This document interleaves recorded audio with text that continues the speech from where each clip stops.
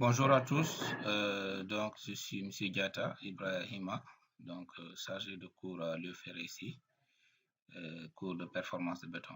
Donc ça c'est le premier chapitre donc, du cours de performance de béton, intitulé donc notions fondamentales sur les bétons courants. Donc là dans ce chapitre-là, on va voir d'abord donc les notions fondamentales donc des principaux constituants donc du ciment, du béton, à savoir donc le ciment, les granulats, donc l'eau, éventuellement des adjuvants.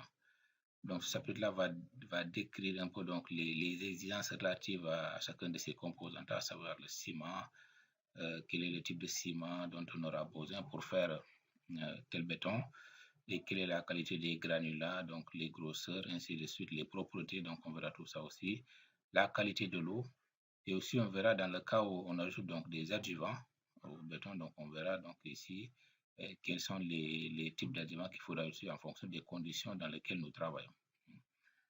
Alors ici, donc toujours donc je mets en référence bibliographique deuxième page, donc pour que les gens puissent situer comment d'où viennent donc mes notes, donc aussi se procurer donc ces normes-là ou ces documents-là aussi.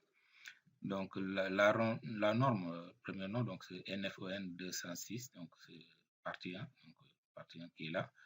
Donc c'est les spécifications, performance et production et conformité des bétons. Donc lui va parler donc souvent donc des qualités donc des granulats, donc aussi de tous les composants donc du béton. La norme NF EN 197-1, donc du ciment. Donc par là, donc la composition donc du ciment, donc les éléments qui constituent donc le ciment, les spécifications et critères de conformité des ciments. On tirera quelques renseignements, donc d'ici. Et la norme EN 1008, donc qui est relative à l'eau de gâchage du béton. Donc l'eau qu'on utilise pour mouiller le béton, donc pour former le béton. Éventuellement, donc il y a les adjuvants, donc adjuvants pour béton, mortier, poulie, etc. Donc on va voir donc, les exigences communes. Il y a donc les indices que vous voyez ici, donc quand je mets par exemple, quand vous voyez donc par exemple NFEN 934-2, donc ça veut dire qu'il y a d'autres numéros qui suivent, ok. Alors, en introduction, donc on peut dire donc le béton donc c'est un mélange de matériaux. C'est un matériau donc formé par un mélange aussi donc d'autres matériaux, donc le ciment, le sable, le gravion. Donc, le sable et les gravions constituent ce qu'on appelle les granulats pour béton. Donc il faut l'objet donc la norme 12620 avec son amendement A1 qui date de 2008. C'est ça dont j'ai à ma disposition. Ensuite donc il y a l'autre conscient, donc c'est l'eau. Donc, on a le ciment, les granulats, l'eau et éventuellement les adjuvants et les additions. Les additions, donc, on va voir donc plus loin, mais ils ont les propriétés qui permettent donc d'avoir des résistances plus élevées pour le béton. Les adjuvants, donc, ils ont d'autres propriétés que nous verrons après. Donc ici, vous avez, il faut faire donc une différence fondamentale entre un béton et un mortier. Donc la différence fondamentale, donc, ça réside donc dans le diamètre du plus gros granulat donc qui constitue donc le mélange. Ici, vous voyez que pour le béton, donc on a D est supérieur donc à 8 mm, et alors que pour le mortier, donc on a le mortier, donc on a un D inférieur donc à 8 mm. Donc ça veut dire que si vous voulez utiliser donc le mortier, donc par exemple pour faire l'enduit donc des maçonneries, donc vous pouvez utiliser donc du sable ou des grains de riz. Donc le diamètre donc ne doit pas dépasser donc les 8 mm. Alors, donc ici, en définition, pour le premier matériau, donc le premier élément constituant, donc ça va être le ciment. Donc on va voir, donc le ciment, c'est un lien hydraulique. C'est un lien hydraulique, c'est-à-dire un matériau minéral finement moulu qui, gâché avec de l'eau, forme une pâte qui fait prise et durcit par suite de réactions et de processus d'hydratation et qui, après durcissement, conserve sa résistance et sa stabilité même sous l'eau. C'est pourquoi on dira que donc, le béton donc, ne sèche pas. On va dire que le béton durcit. On va dire que le béton durcit, contrairement à ce que certains disent que le béton sèche. Alors que le béton ne sèche pas, mais qu'il durcit. parce que s'il ne durcissait pas ou bien s'il cessait, donc ça veut dire que si on le met dans l'eau, donc il n'y aura pas de béton, il n'y aura pas de béton dur. Le ciment conforme à la NFEN 197-1, appelé ciment CM, mélangé avec des granulats et gâché avec de l'eau de façon appropriée, doit être capable de produire un mortier en béton qui conserve son ouvrabilité pendant un temps suffisamment long et doit, après donc des périodes déterminées, atteindre des niveaux de résistance prescrits et aussi donc présenter une stabilité volumétrique à long terme. Donc l'objectif, donc ça, il faut que le ciment donc, qui est mélangé avec les autres matériaux, qu'il n'y a pas d'interaction chimique, on va dire dans le court terme. Moi je dis le court terme par rapport à ça, c'est par rapport à 20 ans, par exemple 25 ans, qu'il n'y ait pas beaucoup d'interaction entre le ciment et ces granules-là. Pourquoi?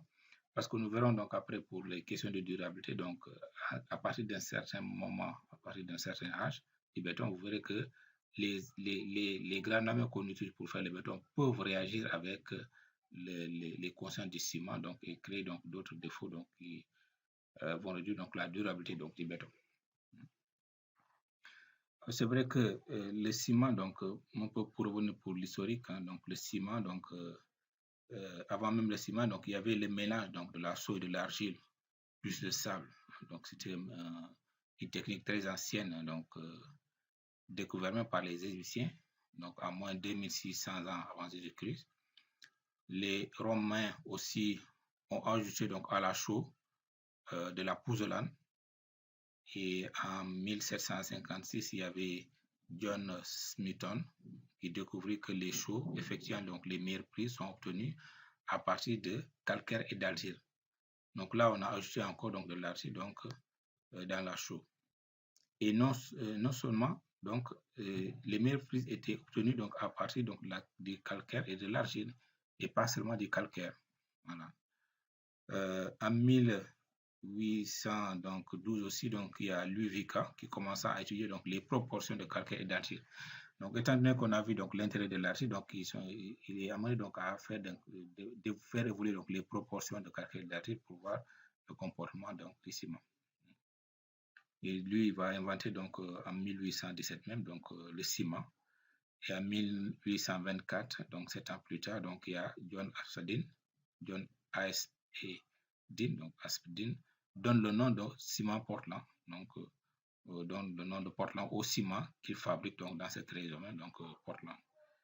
Mais c'est en 1845 et 1860 que les premières cimenteries se développèrent en Europe, en particulier donc en France. Donc après ça, donc après le ciment, donc vous voyez donc ici, donc ça c'est l'industrie du ciment. Ça montre un peu la fabrication du ciment. Donc je crois qu'on en avait déjà vu ça donc le premier cours, mais juste pour insister. Donc il y a les matières premières, donc vous avez donc le calcaire, l'argile et puis les correctifs comme bois pour avoir donc des diamètres plus fins. Et le cru donc obtenu donc la composition là qu'on va cuire. On va cuire donc à une température très élevée. Alors, le schéma donc, de fabrication du ciment, je ne l'ai pas mis ici, donc, tout le cycle, hein, mais ça c'est un résumé très rapide qui permet de voir donc, comment le ciment est fabriqué. Okay? Et les constituants donc, du ciment, le clinker, donc un élément essentiel, on va dire le principal élément, puisqu'on verra donc dans certains ciments, donc le clinker représente 95% au moins, donc le ciment de type CM1. Donc c'est des ciments très résistants. Et donc, la matière de base donc, du ciment, donc c'est le clinker. Donc, vous allez voir donc après. Pour cela, donc les ciments les plus chers sont les ciments qui contiennent plus de clinker. On verra ça. Donc, les principaux constituants donc, du ciment, donc vous avez donc, je vais parler donc de, on appelle donc les constituants principaux ou principaux, donc c'est les constituants qui ont une quantité donc supérieure à 5% en masse du ciment. Donc ici, vous avez le clinker, vous avez le laitier de haut fourneau, vous avez noté S, les cendres volantes, vous avez aussi donc les pouzzolans naturelles, le schiste calciné, les filets calcaires, les fumées de silice, ensuite les consciences secondaires. Donc, voilà. Ces consciences secondaires, comme on l'a dit, donc, sont spécialement sélectionnés. Ce sont des matériaux minéraux naturels et des matériaux minéraux dérivés du processus de fabrication des clinkers ou des conscients donc spécifiés, sauf s'ils sont déjà inclus en tant que conscients principaux dans le schéma. Ça veut dire que ces mêmes matériaux donc, peuvent être utilisés donc, comme constituants principaux aussi. Le sulfate de calcium donc, est ajouté donc, aux autres conscients donc, du ciment au cours de la fabrique ou de sa fabrication pour réguler la prise. Donc, le rôle du sulfate de calcium, c'est la régularisation de la prise, pour éviter que le ciment ne fasse prise rapidement.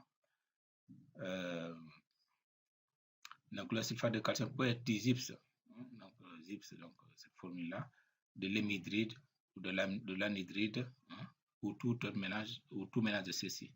Les ZIPS et l'anhydride existent à l'état naturel, donc c'est des produits naturels. Le sulfate de calcium existe également sous forme de sous-produits de l'industrie. Alors, après ça, donc, il y a les additifs. Les additifs aussi, donc, au sens de cette norme-là, donc NF 197, sont des conscients différents donc, des conscients principaux et secondaires et qui sont ajoutés pour améliorer donc, la fabrication donc, des ciments. Donc, si je répète bien, donc, on a le ciment. Pour fabriquer le ciment, donc, il faut les conscients principaux parmi lesquels donc, on a le clinker, ensuite les conscients secondaires dont la masse ne dépasse pas donc 5% en masse du ciment. Ensuite, donc, on a des additifs. Donc, les additifs, donc, vous voyez donc ici, la quantité totale des additifs doit être inférieure à 1% en masse de ciment. Donc, les additifs aussi, donc, ils sont ajoutés donc, au ciment, mais ils ne doivent pas dépasser donc 1%. La proportion des additifs organiques sous forme d'extrait sec doit être inférieure donc, à 0,5%. Donc, ça parce qu'ils ont d'autres propriétés donc, qui peuvent amener donc l'instabilité donc, du ciment. C'est pourquoi on diminue donc leur proportion donc, à 0,5%.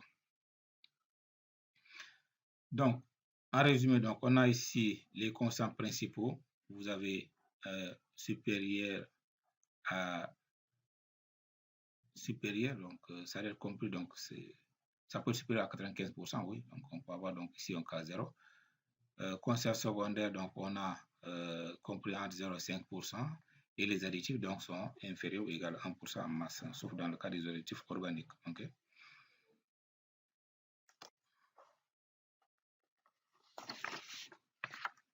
Donc, ici, donc, ce qui nous a permis, donc, à partir de là, à partir donc, de ces constituants donc, principaux, secondaires et additifs, on peut parvenir donc, à avoir donc, 5 types ou 5 familles de ciment.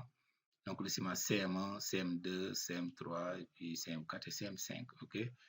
La norme NFN 197-1 donc, divise même donc, les ciments en 5 catégories principales qui sont repérées par donc, des chiffres romains. Ce que vous voyez donc ici en bas. Donc, je n'ai une correspondant avec l'ancienne norme. Donc, ciment CM1, donc ciment Portland artificiel, donc ciment CM2, ciment Portland composé, et ainsi de suite. Donc, je reviens donc ici, on reviendra, donc on va voir donc ici pour les ciments là, donc le ciment CM1, donc on a une famille, on a un seul produit donc de ciment, on va voir donc un seul produit. Bien sûr qu'après, donc, les constituants donc, de ces éléments-là, les constants principaux ou secondaires, donc, peuvent varier, mais on a un seul type. Les ciments de type CM2, donc A ou B, donc on en a 19 types. Okay? Donc, ce qui fait qu'on a 20 au total ici. Les ciments CM3, on en a 3 types. Le ciment CM4, on a 2 types. Le ciment CM5, on a aussi 2 types. Donc, ce qui fait au total, donc, quand vous faites le bilan, ça fait 27 produits donc, de ciment. C'est les 27 produits que vous voyez ici. Donc, le ciment CM, donc, ça s'arrête là. Donc, les autres, c'est le ciment CM2. Okay. Donc, vous voyez que le ciment CM2, donc, il est principalement constitué donc, de clinker. Donc, on a 95 à 100% de clinker. Et le quotient secondaire, donc, vient s'ajouter donc, ici entre 0 et 5%. Après, donc, au-delà de lorsque la quantité donc, pour les ciments de type CM2, par exemple, donc lorsque la quantité de clinker est comprise entre 80 et 94%, c'est l'indice A que vous verrez. Et quand c'est compris entre 65 et 79, donc vous verrez l'indice B. Et quand c'est compris entre entre la quantité B, donc il n'y en a pas, donc la quantité C, donc on va voir. Il n'y a pas pour la quantité C, mais vous verrez donc ici le D aussi, le ciment D 10D, donc vous avez la quantité compris entre 90 et 94. Alors, on peut avoir donc dans un ciment, on peut avoir donc ici un seul conscient principal autre que le clinker. Donc, vous voyez donc ici, sur cette ligne-là, on a par exemple le ciment CM2A-S. Donc, on a 80 moins 80 à 94%. Ensuite, on a notre constant principal donc, qui est là, c'est le laitier de haut fourneau S. Donc, il peut représenter donc, 6 à 20% donc, des ciments CM2A-S. OK? Mais on peut avoir aussi donc, des cas, donc si vous regardez en bas ici, donc le ciment Portland composé, en bas, vous verrez donc ici, on a le ciment CM2-A moins M. Donc là, on a non seulement le clinker, mais on a plus de 2 composants. On peut avoir donc plus de 2 composants. On peut avoir en même temps, donc le laitier de fourneau. On peut avoir aussi donc en même temps donc les pozzolans naturels. On peut avoir donc ça. Dans ce cas, donc l'écriture s'écrira donc on verra donc comment l'écrire, mais ça va être M facteur 2. Donc on met donc les constants donc qui interviennent dans la fabrication. Donc, les ciments CM3 aussi, donc on va voir aussi donc, le domaine d'utilisation.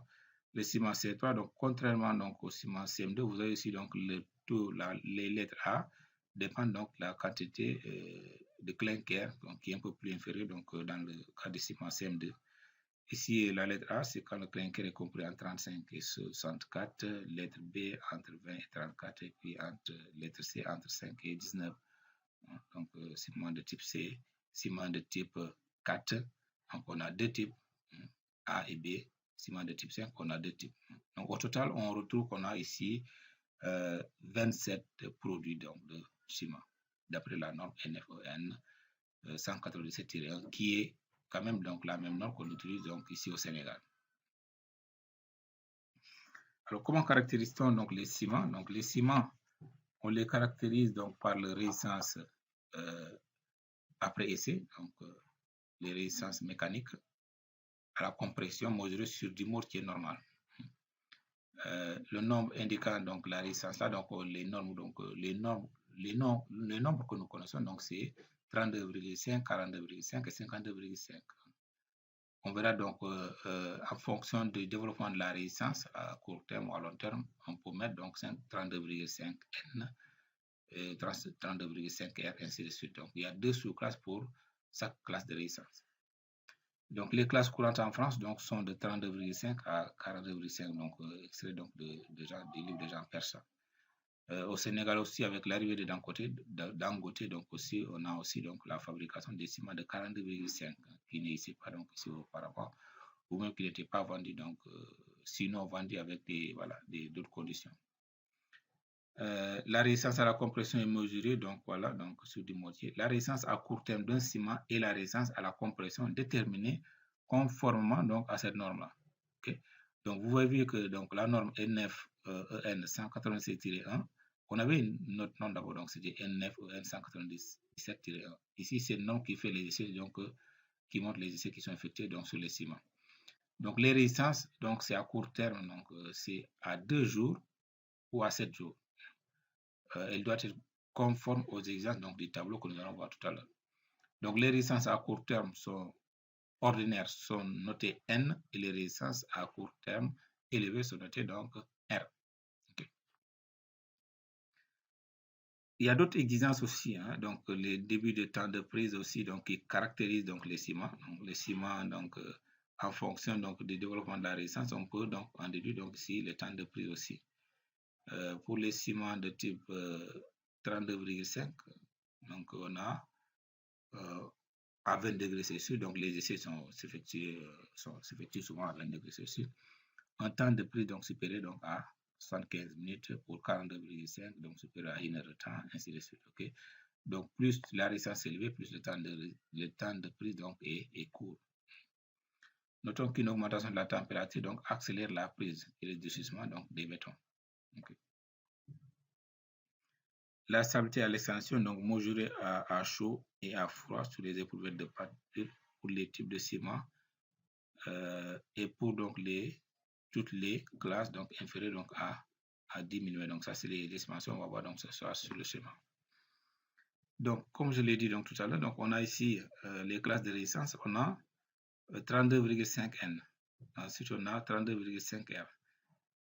Donc ici la résistance à court terme, hein, donc on a 2 jours. Donc, ce n'est pas mesuré à 2 jours, donc pour le 32,5, mais pour le 32,5 R, c'est mesuré à 2 jours. Et on trouve une résistance qui est supérieure, donc à la résistance au moins doit être égale à 10 ampères. À 7 jours, donc ce n'est pas mesuré. Donc ici, pour le premier cas, à 7 jours, donc on doit avoir au moins une résistance qui est égale à 16 ampères. À 7 jours, on doit avoir 16 ampères. Les résistances courantes au 28e jour d'âge, donc on a au moins 32,5 et inférieur donc à 52,5. Okay? Donc ça qui permet donc avec les temps de prise, donc bien sûr donc la stabilité ou la résistance aussi, donc tous ces caractéristiques-là, donc il détermine donc les classes de résistance donc des ciments. Donc la manière pour 42,5 NR, donc c'est la même chose, mais vous constaterez donc ici quand vous regardez 32,5 R et 42,5 N, donc on a les résistances à court terme à 2 jours qui est égal à, qui doit être supérieur donc à 10 ampères.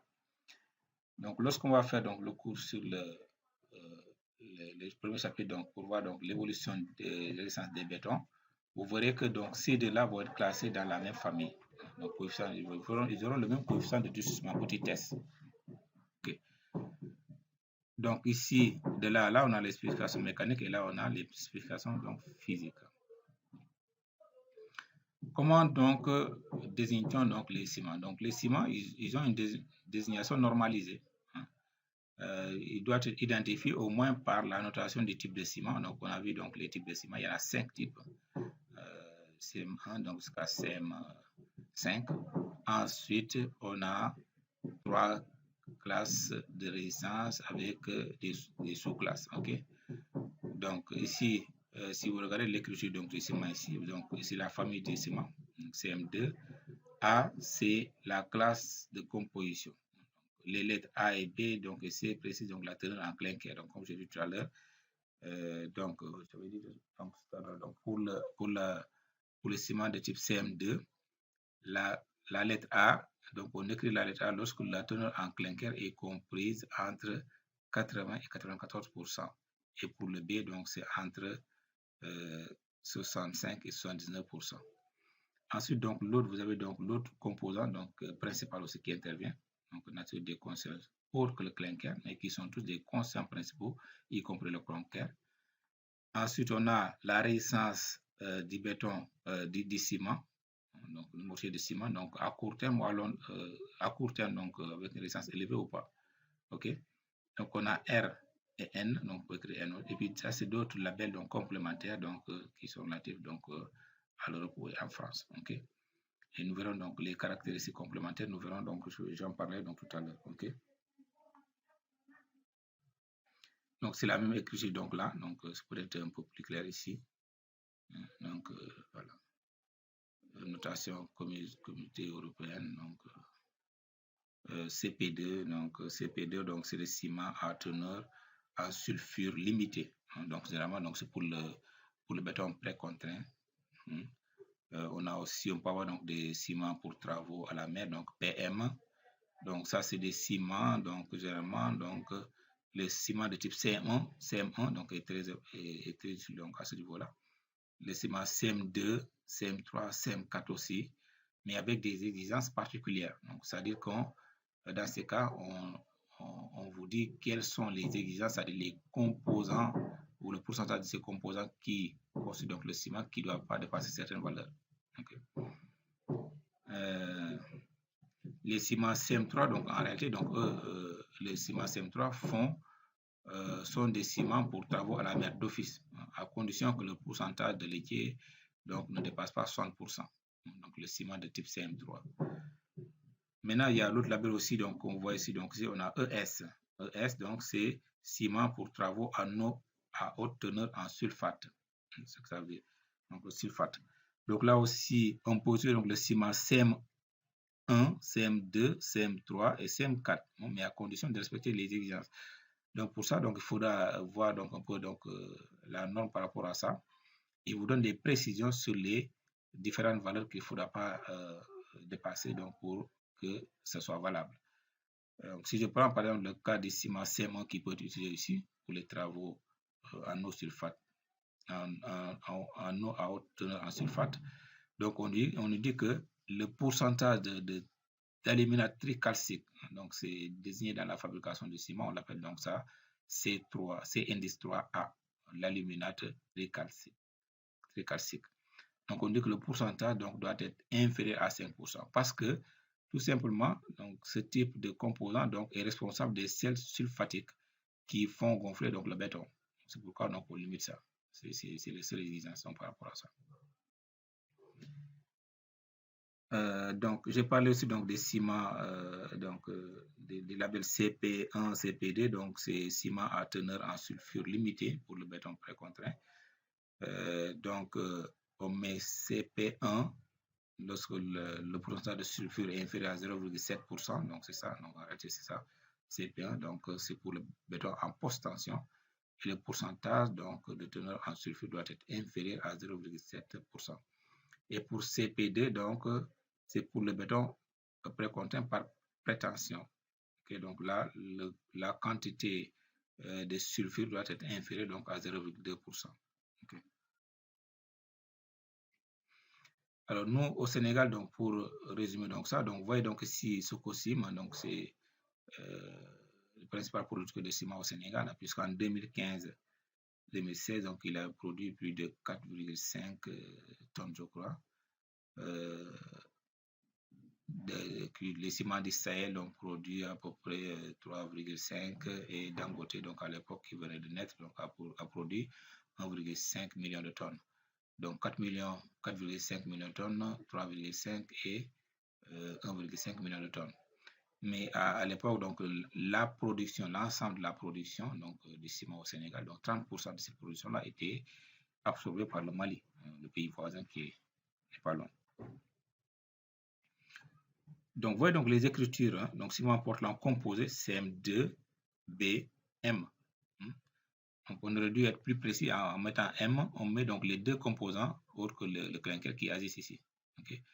Ici, pour le ciment du Sahel, donc on a aussi CM2B plus L et 42,5. Donc, vous voyez donc ici, il y a l'apparition donc des ciments de 42,5. Et la norme en question, donc c'est la norme NF. Bon, c'est une norme sénégalaise cette fois-ci, donc c'est NS 02006.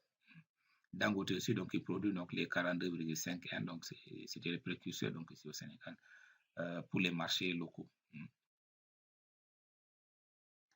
Ça aussi, donc c'est des photos que j'ai prises donc des chantiers sur lesquels j'ai travaillé. Donc ici, vous avez donc une comparaison entre les différents types de ciments, donc avant l'apparition des eurocodes, des euronormes. Vous avez ici donc depuis 1994, vous avez la NFP 15301. Donc on a ici le ciment CPA, donc c'est le CM1, vous voyez ici. Ciment Portland composé CPJ, c'est le CM2.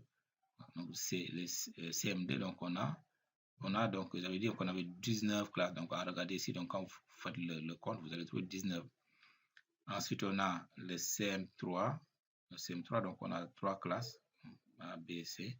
Ici, on a 2, ici, on a 2. Donc, le total, donc quand vous faites le bilan, vous trouvez 27 familles. 27 produits, donc, de ciment. Maintenant, comment choisir donc, le ciment en fonction des conditions climatiques. OK? Ça, c'est un extrait donc, du livre de Jean Fiesta. Jean Fiesta, donc, il a fait un grand livre donc, qui s'appelle donc.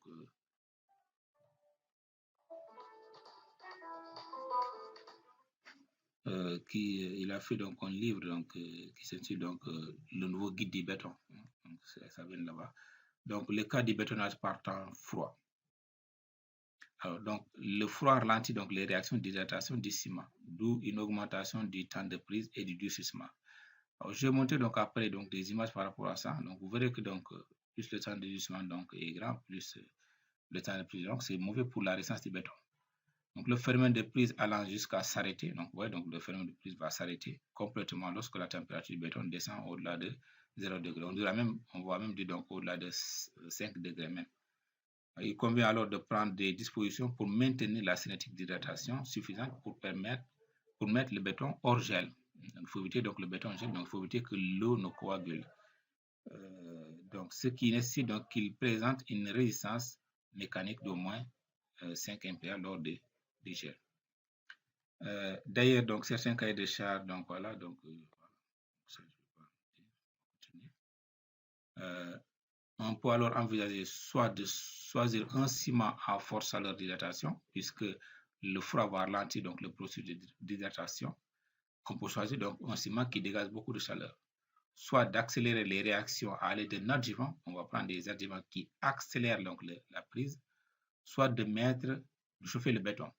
Donc on a ici donc les conditions, ok? Donc lorsqu'on veut faire le bétonnage par temps froid, donc on a la possibilité donc d'utiliser donc des ciments qui dégagent beaucoup de chaleur, ou bien on va mettre donc aussi donc des accélérateurs de prise pour le durcissement, et aussi donc on peut mettre le béton en chauffage aussi. Sans emploi d'adjuvant, donc les accélérateurs de prise, on peut donc, si on se base sur la chaleur d'hydratation, on peut utiliser donc les ciments de type CM1, donc 42,5, 52,5, ou CM2 avec 52,5. Les ciments, donc CM3, donc vous voyez ici, donc, ainsi que les ciments de classe A nécessitent donc des dispositifs de chauffage. Donc, c'est des ciments donc, qui ne dégagent pas beaucoup de chaleur.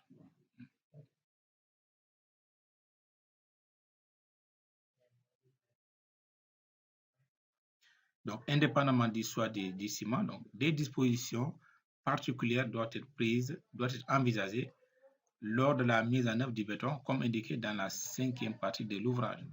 Vous pouvez regarder aussi dans cet ouvrage-là aussi. Donc, les chaleurs d'hydratation donc, pour les différents types de ciments. Donc, vous voyez donc ici CM1, donc les ciments aluminofondus donc dégagent plus de chaleur. Hein. Après ça, vous avez donc les CM2 42,5 à 12 heures. Donc déjà, vous avez donc 180 à 300 kJ donc par kilogramme à 20 degrés. Voilà, donc à 2 jours, donc ça augmente, et puis à 7 jours, donc ouais, donc les dégagements de la chaleur donc augmentent donc au fil du temps avant de stabiliser. Le bétonnage par temps chaud, alors lorsqu'il fait très chaud, donc la chaleur donc accélère donc les réactions d'hydratation du ciment. Le temps de prise va se trouver donc réduit. Alors si pour une température de 20 degrés, on a un temps de prise donc de 3 heures, donc à 35 degrés, donc vous pouvez avoir donc un temps de prise donc qui est environ donc de 1,5 heures. Il est alors nécessaire donc de prendre des dispositions pour éviter donc une élévation très rapide donc de la température du béton. Soit par le choix du type de ciment. Donc là aussi, on peut choisir donc des ciments qui ne dégagent pas beaucoup de chaleur et a une faible réaction exothermique, soit en incorporant un adjuvant qui va retarder donc la prise, puisqu'ici donc c'est une question de prise. Lorsque le ciment va faire prise très rapidement sans qu'il y ait un durcissement, donc c'est des dégâts donc, pour le béton. D'une façon générale, donc les ciments à privilégier, donc en particulier lorsqu'il n'est pas envisagé donc l'emploi des adjuvants, sont ceux qui présentent un faible chaleur d'hydratation. Donc c'est des ciments donc, ouais, donc de 42,5, CM 42,5, CM1 42,5, CM2 32,5, ainsi de suite.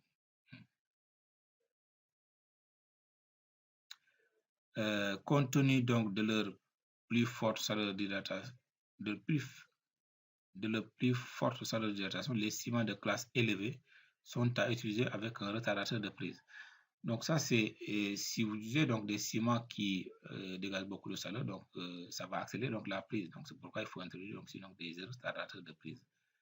Donc c'est pourquoi dans la mesure du possible, on peut éviter donc les ciments de classe R.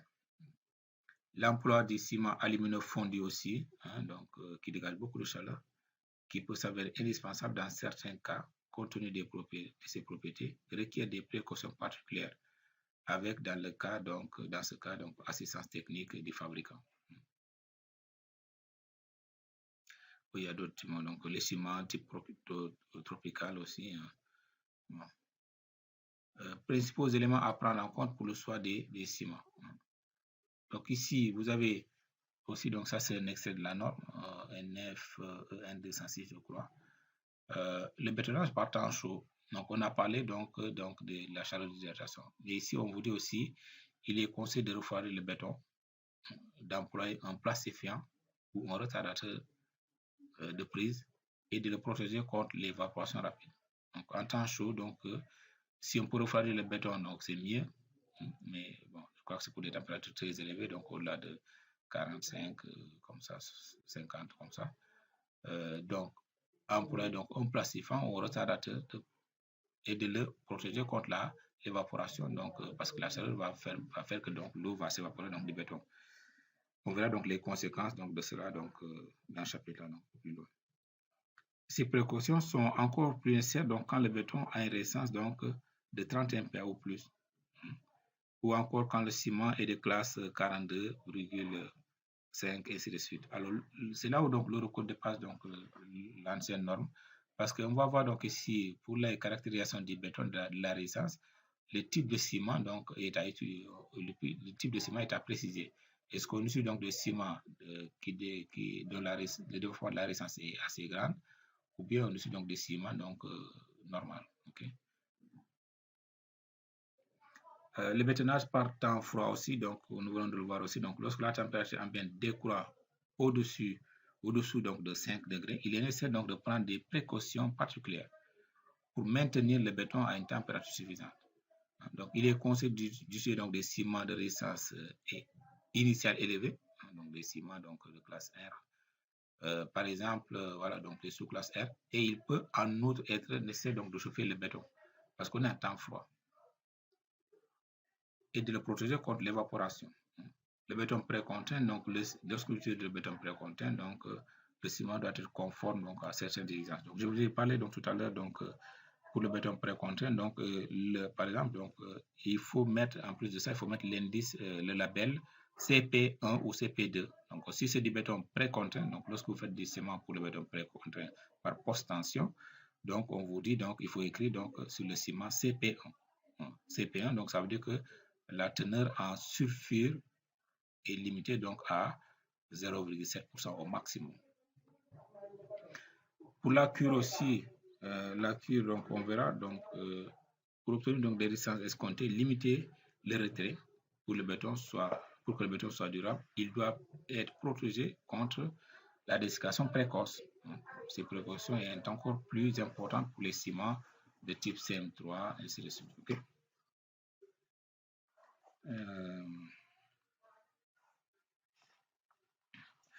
Donc, on fera donc, je vais vous montrer donc après des images après. Donc, vous verrez donc ici pour la cure.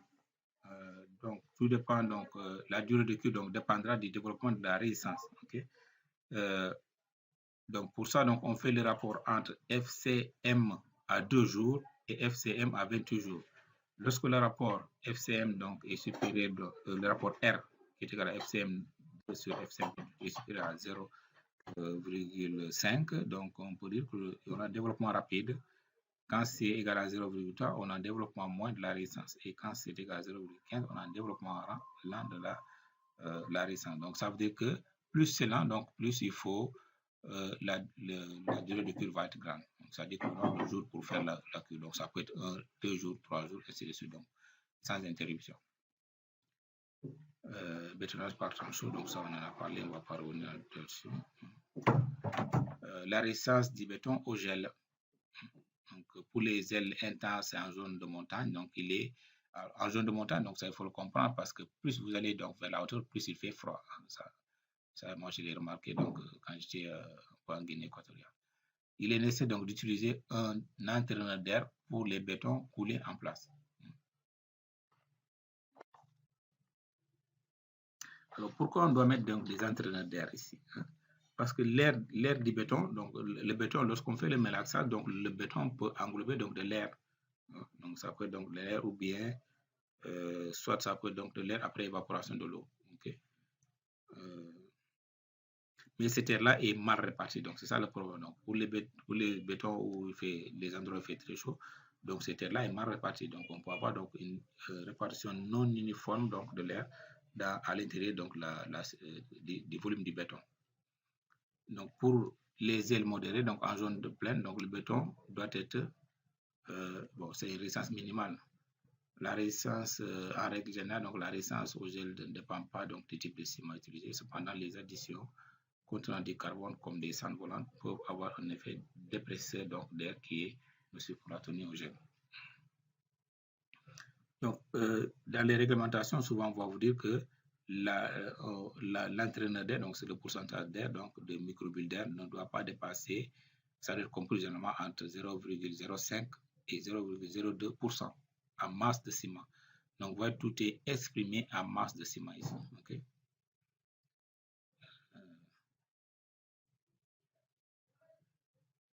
Donc, les milieux chimiquement agressifs, donc le fascicule FDP 18 donc l'a défini, mais nous on va se baser sur l'Eurocode, hein, puisque l'Eurocode aussi a défini donc les milieux chimiquement agressifs, donc les milieux, donc par exemple le cas des classes d'exposition XA, en fonction de la teneur en eau ou bien donc la teneur en sulfate ou du sol. Donc on verra ça aussi. Teneur limite en ion de chlorure, donc aussi, là aussi, les ions chlorures, donc aussi, on en parlera, donc notamment donc pour le, comment on appelle, pour le béton précontin, le béton non, le béton armé. Alors, vous voyez donc ici, maintenant, donc c'est l'inverse. Donc, on prend un ciment, on voit dans quel domaine il doit être appliqué. Si on prend le ciment CM1, on vous dit que c'est un position pour le béton armé ou le béton précontin avec un décoffrage rapide parce qu'ils ont un développement de résistance très élevé, donc les bétons, les ciments de type CM1. R.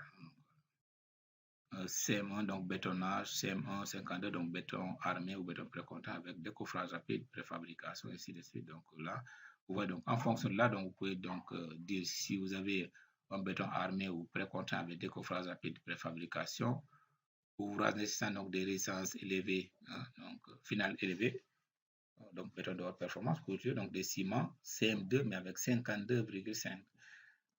À part de là, vous pouvez avoir donc des résistances qui sont supérieures donc à 50. Mais néanmoins, donc, en faisant donc des ajouts d'adjuvants. Les ciments CM3, donc CM3 donc, sont très efficaces pour les travaux en milieu agressif aussi. Néanmoins, donc, il y a des conditions qu'il faudra respecter. Comme je dis, donc, c'est il faut respecter donc, les conditions, donc, les pourcentages, les exigences qui sont donnés donc, dans la norme donc, qui impose donc ce label-là, label donc travaux à la mer, ainsi de suite. Eaux souterraines, donc milieu agressif aussi, donc c'est la même chose. Les eaux souterraines, donc on va voir, donc pour les eaux souterraines, il va falloir donc faire l'analyse donc de l'eau, puisque l'habitude, donc ce qu'on fait ici, donc ici c'est on mesure donc la résistance du sol, donc le taux de travail du sol, mais on ne s'occupe pas donc si le sol est agressif ou pas. Donc, maintenant, donc je vois que beaucoup de laboratoires donc, au Sénégal donc, font des tests chimiques donc, sur les sols après prélèvement. Les granulats, donc cette dernière partie, donc on va essayer de marquer une petite pause.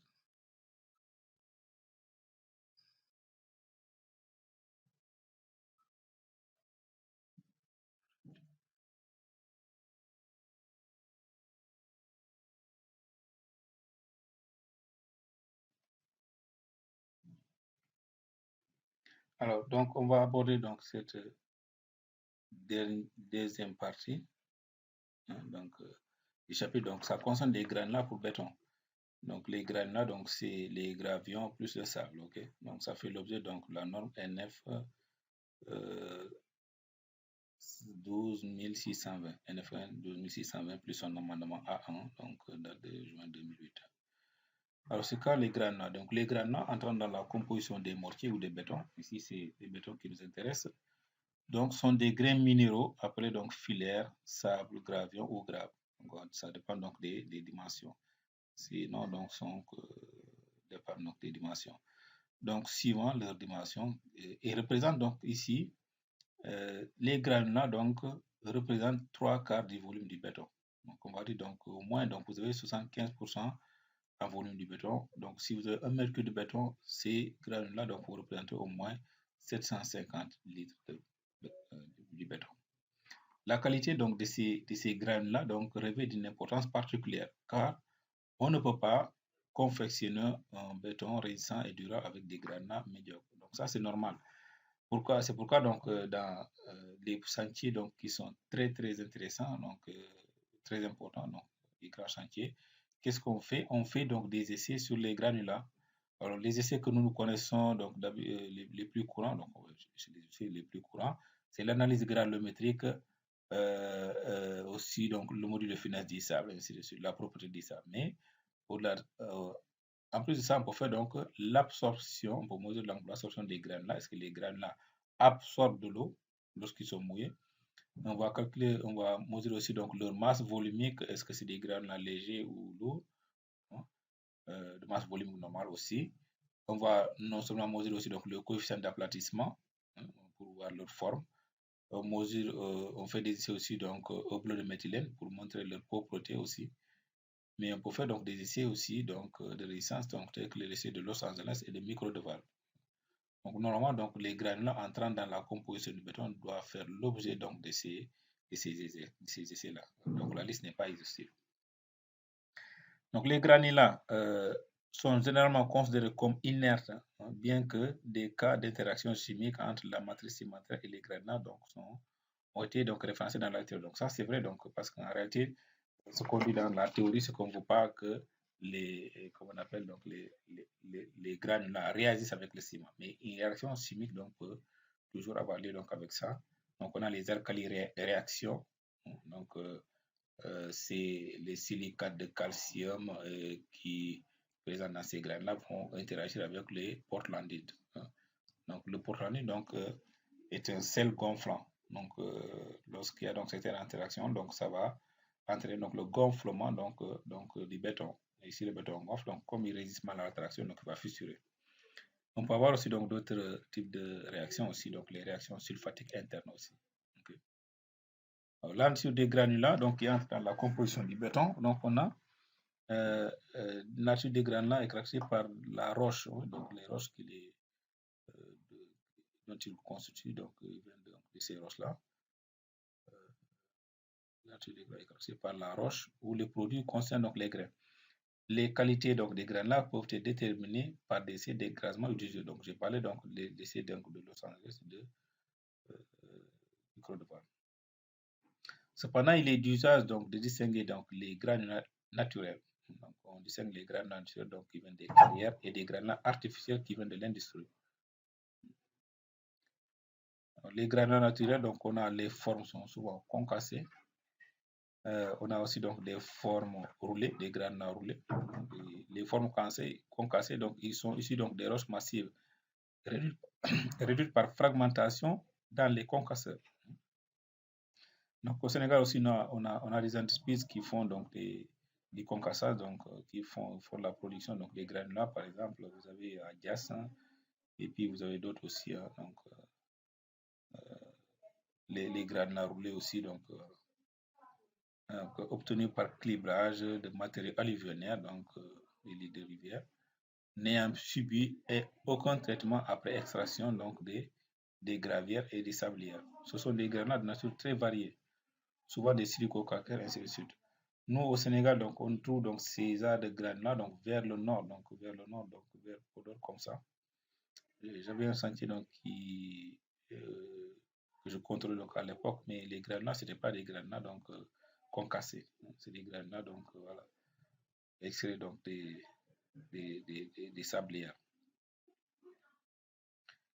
Les granulats artificiels, donc, c'est aussi des granulats d'origine minérale résultant d'un procédé industriel. Donc, ça, c'est la fabrication industrielle, comprenant donc des modifications thermiques et autres. Il existe donc des granulats artificiels d'origine très diverses. Les plus utilisés sont des granulats de laitier et de schiste et d'argile expansée. Alors, pour caractériser les granulats, donc, comme j'ai dit tout à l'heure, donc, il y a des essais qui doivent être faits donc, pour donc, caractériser les granulats. Donc, il y a la granulométrie, donc il y a l'analyse granulométrique. Donc, les granulats doivent être désignés en termes de classe granulaire. Donc, il faudra donc faire une analyse granulométrique pour déterminer donc le plus petit diamètre et le plus grand diamètre donc, de ces graines-là à travers donc, les tamis qu'on dispose verticalement et donc les plus gros diamètres donc, sont toujours vers la partie inférieure et le fond étant étanche. Donc les classes granulées doivent être spécifiées en utilisant donc 2 dimensions de tamis indiquées. Voilà le tableau, on va nous montrer ça.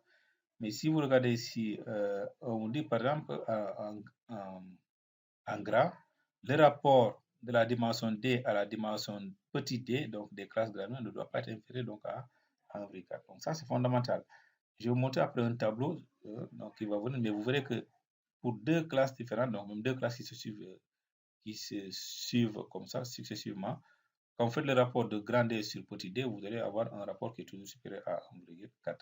Par exemple, donc, on peut dire donc on a 0,3, on peut dire on a 3, qu'on appelle 3,8, hein, donc 8,16, donc ainsi de suite. Donc vous verrez donc toujours quand vous faites le rapport donc, de grand D sur petit d, vous avez ce rapport-là qui est supérieur à 1,4.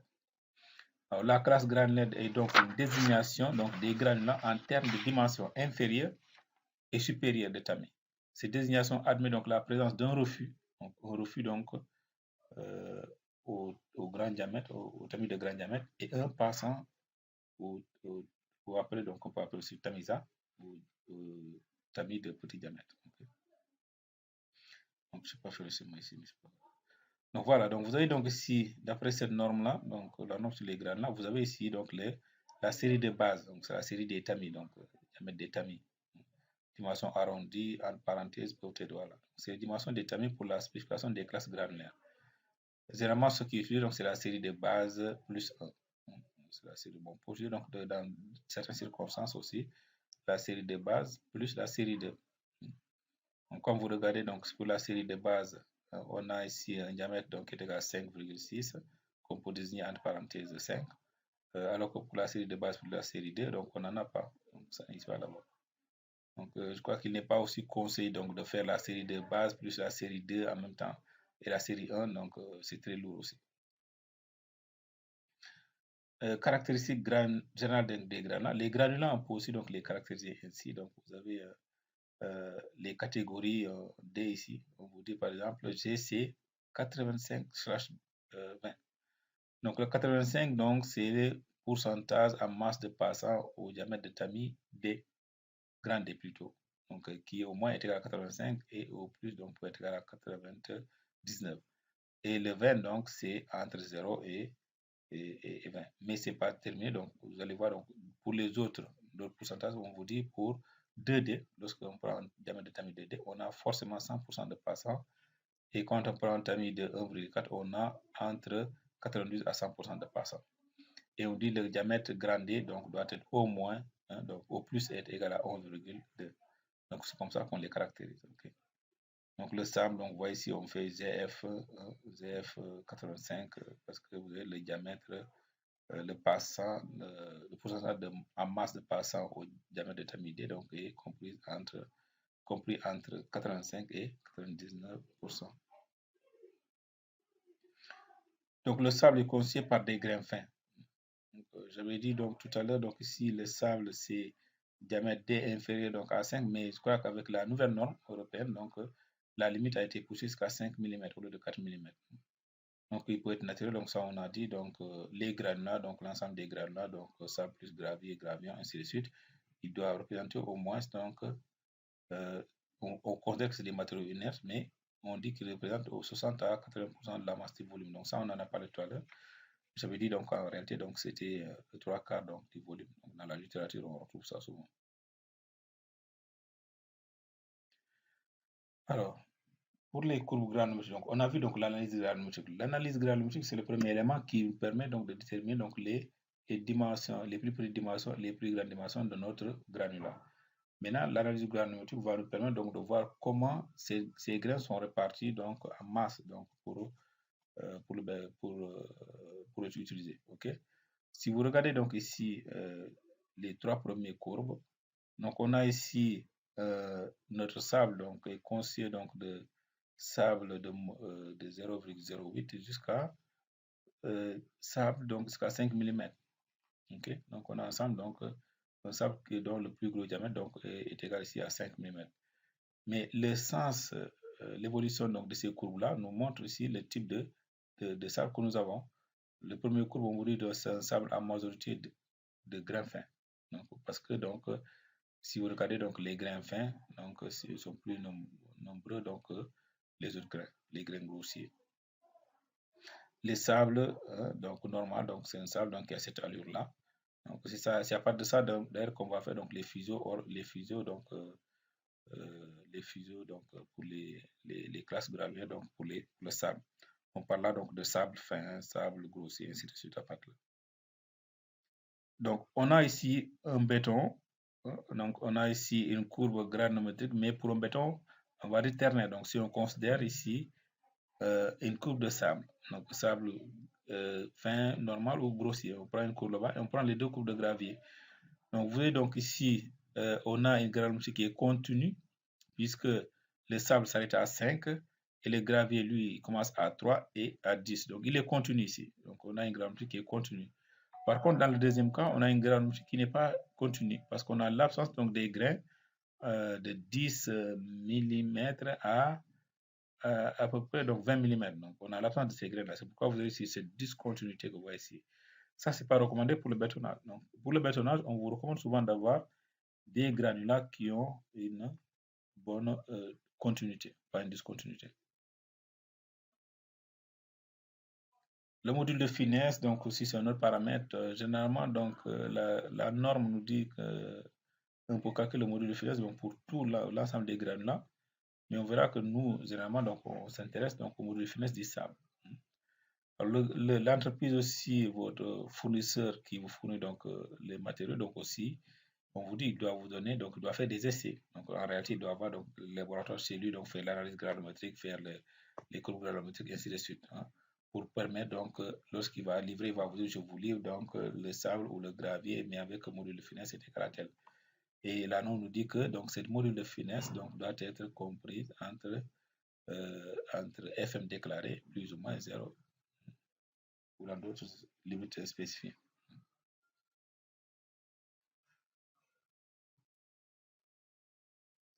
Donc, le module de finesse donc, du sable, donc d'après la norme NFEN 206, donc est donné ici par ça. FM, donc c'est en anglais. Finesse module, je crois. Donc, vous avez donc, c'est le rapport entre le pourcentage cumulé à masse, donc, des refus sur les séries de tamis, donc, suivantes. Donc, vous voyez, donc, de 4 mm jusqu'à 0,125 mm sur 100.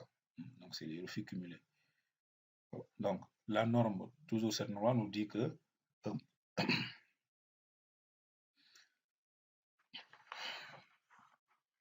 alors, cette norme nous dit qu'on peut avoir ici, comment on appelle, on peut classer donc les sables en fonction donc, des modules de finesse. Donc, on a le module, on a un sable grossier, CF, lorsque le module de finesse est entre 2,4 et 4. Le sable moyen, lorsque le module de finesse est entre 1,5 et 2,8 et le sable fin quand le module de finesse est entre 0,6 et 2,1. Alors, quelqu'un m'a posé la question donc, pour me dire qu'en réalité, donc, il n'y a pas il y a un recouvrement entre les plages. C'est-à-dire qu'il n'y a pas une limite franche. Lorsqu'on quitte des modules des sables fins au sable grossier, on voit que le sable fin, donc lui, il s'arrête à 2,1 et le sable gros moins, donc lui, il commence à 1,1. Donc il y a un chevauchement donc, entre les deux valeurs. Dans tous les cas, donc c'est à vous de choisir. Donc vous pouvez choisir que si vous avez un module de finesse est égal à 2, vous pouvez choisir que vous avez du sable fin ou du sable moyen. Donc vous êtes toujours dans les limites définies par la norme. Donc je parlais tout à l'heure donc de ces fuseaux, donc vous voyez ici donc les fuseaux donc des classes granulaires donc des sables. Donc vous avez ici la partie centrale, donc c'est le sable préférentiel d'ailleurs, c'est le sable préférentiel. Donc, ça c'est extrait de l'ancienne norme, puisque vous voyez donc les modules de finesse, les limites, donc ici c'est 2,1, 2,2 à 2,8. Or, on avait ici, donc c'était 1,5 à 2,8. Donc, c'est pas les mêmes valeurs. Donc, ça, c'est l'ancienne norme. Donc, le sable préférentiel pour le béton, donc c'est un sable dont le mode de finesse est compris, donc, d'après cette norme entre 2,2 et 2,8. Pour nous, donc, ça va être entre 1,5 et 2,8, ok? Donc, la description est donnée ici, hein, donc, pour la partie centrale, donc, par exemple, combien pour obtenir une ouvrabilité donc, satisfaisante et une bonne résistance avec des risques de ségrégation limités. Deuxième, donc, la partie, donc, c'est une partie béton, on va dire, donc, le sable fin, le sable trop fin même. Donc, on dit étudier si l'on cherche particulièrement la facilité de mise en œuvre, hein, au détriment, donc, probable, donc, la résistance. Donc, puisque les gros sables, donc, peuvent, on va dire, donc, les gros granulats, donc, vont empêcher, donc, un bétonnage correct, donc, ça dit pour avoir, donc, des ségrégations, ainsi de suite, lors des chutes même. Donc, vous avez ici d'autres exigences, donc, j'en avais parlé, donc, c'est la stabilité. On a parlé donc de la stabilité. Donc, les essais qu'on peut effectuer sur les bétons sont très nombreux. Analyse granulométrique, absorption, masse volumique, coefficient d'aplatissement, module de finesse, propriété du sable, Los Angeles, ainsi de suite. Okay? Donc, pour les granulats, donc, ce qui est recommandé,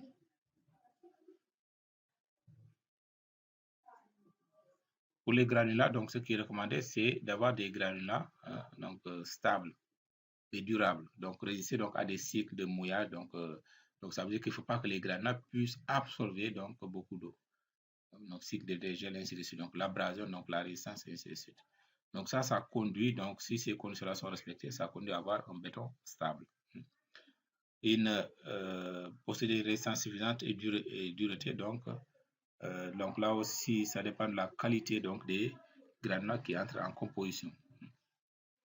Puisque la pâte de ciment à lui seul donc, ne peut pas suffire donc, à avoir donc, un béton résistant. Les granulats aussi doivent être propres, donc c'est pourquoi il y a des essais d'équivalent de sable pour une propreté, donc des essais au bleu de métal, ainsi de suite. Donc ça c'est pour éviter donc l'expansion. Donc c'est des éléments qui peuvent vous prendre du volume en consommant un peu d'eau. Donc être propre, donc les granulats doivent être propres, c'est-à-dire exempts d'éléments argileux et donc être propre à des cycles de gel et de gel. Donc ça permet donc d'avoir une bonne adhérence à la pâte et le granulat. Pour le sable, donc, comme je dis, donc, la propreté donc, est fournie par l'essai d'équivalent de sable. Donc, c'est une nouvelle norme, donc NFEN 903-8. En anglais, on peut appeler donc SE au lieu de ES. Donc, pour ça, donc, on dit donc l'essai d'équivalent donc, doit être le S ou SE donc, doit être supérieur ou égal à 75. Donc, si vous regardez ici, donc, dans ce tableau-là, donc, la dernière ligne donc, sera un bon sable ici, un sable propre. Ce qui est donc, on vous dit donc, dans cette dernière ligne-là, le sable légèrement argileux de propreté admissible pour des bétons de qualité courante. Donc, ça veut dire que si on a l'essai d'équivalent de sable, ici, donc, on a l'essai à vie au piston. Donc, dans tous les cas, quand c'est supérieur à 65%, donc on peut considérer que le sable est légèrement argileux et donc est admissible pour le béton de qualité courante. L'autre propriété aussi, c'est donner un mélange compact, ce qui nécessite donc des graines de forme correcte. C'est pourquoi on fait aussi donc des essais sur le coefficient d'aplatissement. N'importe quelle forme de granulat peut être utilisée, mais ça conduirait donc à avoir un béton qui n'est pas très compact aussi. Okay? Une bonne composition granulométrique, une teneur en éléments fins, limités, ainsi de suite. Voilà. Alors, l'autre partie, donc cette troisième partie, donc ça concerne l'autre élément, donc qui est le béton, donc plutôt l'eau de gâchage. Donc au Sénégal, on appelle ça souvent gager. Tu vois, vous allez entendre donc les maçons dire gazer l'eau, gazer le ciment, gazer le béton, ainsi de suite. Donc c'est l'eau de gâchage, donc nécessaire à l'hydratation, donc elle facilite aussi la mise en œuvre du béton. En effet, effet donc lubrifiant dans la mesure où on n'abuse pas donc de cette influence par excès d'eau qui diminue donc les résistances. Ça on va voir parce que le rapport eau sur C donc est très important. plus la quantité de l'eau est élevée, donc plus vous allez avoir donc des problèmes de mise en œuvre et plus de problèmes de résistance. L'eau doit être propre et ne pas contenir d'impuretés nuisibles, des matières organiques, des alcalis. L'eau de mer est à éviter à tout prix. On va voir donc les domaines, les eaux qui sont autorisables ici. Donc la classification, donc d'après la même norme, nous dit que la norme sur les eaux qui peuvent être utilisées pour le béton, on en a 4. Hein. Donc on a l'eau potable, donc l'eau que nous buvons, donc l'eau produite pour nous par la SDE, donc peut être utilisée. L'eau d'origine souterraine, donc naturelle, donc des eaux d'origine industrielle, ces eaux aussi peuvent être appropriées, mais doivent faire l'objet donc d'analyse. Vous imaginez donc au sud du pays, donc dans certaines localités où les gens n'ont pas accès au robinet, donc à l'eau potable, donc ils vont faire donc leur bâtiment avec l'eau souterraine. Donc ils font pas d'essai, hein, ils font pas d'essai, donc c'est ça. Mais normalement, donc en principe, si vous avez un chantier donc qui est dans ces zones-là, donc ce serait bien de faire donc des essais sur l'eau et voir donc les concentrations donc des minéraux qui existent là-bas. Donc on nous dit ces eaux peuvent être les eaux de mer, donc ces eaux peuvent être utilisées pour la fabrication de béton non armé. Donc seulement. Donc vous voyez donc ici, parce qu'en réalité donc l'eau de mer donc contient des chlorures et les chlorures donc vont interagir donc avec les aciers qui sont à l'intérieur donc de notre béton armé. C'est pourquoi donc il est interdit donc de les avoir ni dans le béton armé ni dans le béton précontraint. On a aussi donc les eaux usées, donc ces eaux ne conviennent pas. Donc ces eaux, donc les eaux usées donc ne conviennent pas pour la fabrication du béton. Les teneurs en chlorure, donc on a vu donc ici, donc bien sûr donc teneur 0 en chlorure, donc c'est rare, mais on va voir par exemple donc lorsque la teneur en eau est égale à 0,4% pour des bétons armés, c'est acceptable pour le béton armé. 0,1%, donc c'est acceptable pour le béton précontraint. On va appeler donc ça classe 0,1. Pour le béton précontraint classe C 0,2, donc 0,2. La classe 0,1 ou 0,2 dépend donc des dispositions en vigueur là où le béton est utilisé. Parce qu'en réalité, donc, les chlorures donc, interviennent donc, dans la prise donc, du ciment. Donc, ils peuvent donc modifier donc, la prise et le durcissement donc, du ciment. Par contre, en forte proportion, ils peuvent réagir avec le ciment et compromettre donc, la durabilité. C'est pourquoi donc, il faut les limiter. Les adjuvants, donc, je crois qu'on va revenir. Donc, je vais faire une petite pause. On va revenir là-dessus.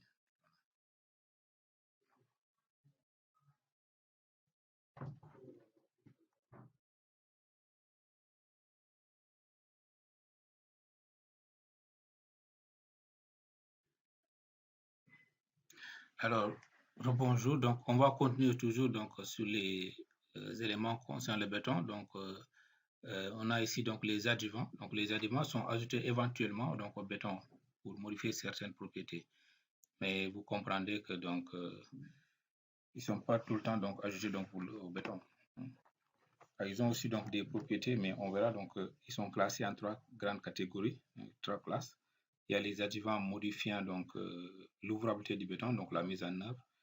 Les adjuvants modifiant donc la prise et le durcissement, et les adjuvants modifiant donc certaines propriétés particulières. Okay? Donc les adjuvants donc les plus utilisés donc afin d'améliorer donc les qualités du béton frais, donc ils sont utilisés dans le béton frais, ça peut être dans l'eau de gâchage ou dans le béton au moment du malaxage. Donc leur but donc c'est d'améliorer les propriétés, donc les qualités du béton frais et du béton durci. On parle là donc accélération de durcissement après. Alors si ils améliorent donc les propriétés du béton, voilà, donc ces additifs donc présents sont toujours ajoutés en faible quantité. Donc inférieur, donc normalement les additifs donc c'est inférieur donc à 1% en masse, mais les adjuvants donc c'est un cas particulier, donc ici leur quantité donc inférieure à 5% en masse de ciment. Ça veut dire que si vous avez pour votre béton vous avez à mettre 300 kg de ciment, donc vous devez mettre la quantité d'adjuvant ne doit pas dépasser 5% en masse, donc 5 poids 300 donc sur 100. Alors, les adjuvants sont classés, donc, comme je dis, en 3 grandes catégories, vous allez voir. Donc, il y a les adjuvants donc, modifiant l'ouvrabilité. Donc, on a ce qu'on appelle donc, les plastifiants, les super plastifiants. Après, je vais vous montrer donc, une courbe ou bien des courbes donc, sur le séminaire que j'ai effectué à Dakar. Donc, ces adjuvants ont pour fonction principale de conduire à même ouvrabilité, donc, à une augmentation des résistances mécaniques par une réduction de la teneur en eau. Donc, l'objectif donc ici, c'est de réduire la quantité d'eau, mais sans que l'ouvrabilité soit affectée, et tout en augmentant la résistance mécanique donc, du béton. Donc, lorsqu'on ajoute donc les adjuvants plastifiants ou réducteurs d'eau, la quantité d'eau qu'on doit ajouter donc, pour le béton témoin doit être réduite. Okay. Cette amélioration des caractéristiques résulte donc de la diminution des vides dus à l'excès à l'eau, puisque l'eau va s'évaporer donc, dans certaines conditions. Les superplastifiants, donc eau réducteurs d'eau, introduits dans le béton, donc un mortier ou un poulie, donc en général, donc avant sa mise en œuvre, donc ils ont pour fonction principale de provoquer un fort accroissement de l'ouvrabilité donc du béton. Généralement, quand on met donc des superplastifiants comme ça pour le béton, on ne vibre pas le béton, parce que le béton donc peut prendre donc la forme donc des moules qu'il doit bétonner. Sur le béton frais, on constate une augmentation considérable de l'ouvrabilité pour une même teneur en eau. Donc, les superplastifiants sont particulièrement utiles pour la réalisation des fondations, donc des fondations, donc des dallages, donc des sols industriels, ainsi de suite. Et pratiquement indispensable donc pour la confection des bétons de haute performance. Donc, pour les bétons de haute performance, donc c'est des bétons de résistance très élevée, des bétons dont la résistance est supérieure donc à 50 MPa. Les bétons prêts à l'emploi, ainsi de suite. Donc, on va voir, donc vous allez voir, donc il y a interaction. Bon, on va dire donc ces superplastifiants donc plutôt peuvent être utiles pour la spécification dont ils font appel, donc ils sont appelés ici, c'est des réducteurs d'eau, mais ils peuvent aussi servir à quelque chose aussi. Par exemple, dans le cas donc des bétons de dallage, donc on les met parce que dans les zones très froides, donc ils peuvent s'opposer donc ciblés donc à l'entraînement d'air, aux aires donc de bétonnage, à l'air donc lors des malaxages, ainsi de suite. Donc quand on le met, donc on ne fait pas de vibration donc du béton. Bon, je m'excuse pour cette hésitation. Alors, vous avez le syndicat national donc des adjuvants donc en France donc a fait un tableau récapitulatif donc qui est là. Donc vous avez ici donc les plastifiants réducteurs d'eau et les super plastifiants. Le dosage en masse de ciment, donc ici c'est 0,5%, ici c'est entre 0,5 et 3%. Comment on les introduit? Donc celui-là on l'introduit dans l'eau de gâchage, donc l'eau qu'on va utiliser pour faire le ménage. Celui-là on l'utilise dans le béton lorsqu'on fait le bétonnage. Okay? Effet sur la mise en œuvre donc, du béton à maniabilité constante, la réduction d'eau, donc il réduit donc il peut un peu réduire donc la quantité d'eau, donc aussi ça une valeur minimale donc de 6,5%. Ici, à rapport E sur C constant, grande fluidité du béton. Donc, si on maintient donc le même rapport E sur C constant, vous constatez que le béton va être plus fluide. C'est pourquoi je disais que avec ces superplastifiants, donc on ne fait pas de vibration du béton. On va voir donc un affaissement donc très grand. Okay? Résistance à toute échéance, donc court terme ou long terme. Donc ici, supérieure à celle du béton témoin. Donc lorsque vous utilisez donc des plastifiants réducteurs d'eau, vous voyez que vous avez une augmentation légère donc de la résistance par rapport au béton témoin qui est utilisé donc sans adjuvant, sans plastifiant réducteur d'eau. Ici, vous avez par rapport au béton témoin, vous avez une légère diminution. Donc, ça peut être de 10% jusqu'à 20% comme ça. Les effets secondaires favorables, augmentation de la compacité. Le béton va être plus compact, donc il n'y aura pas d'air.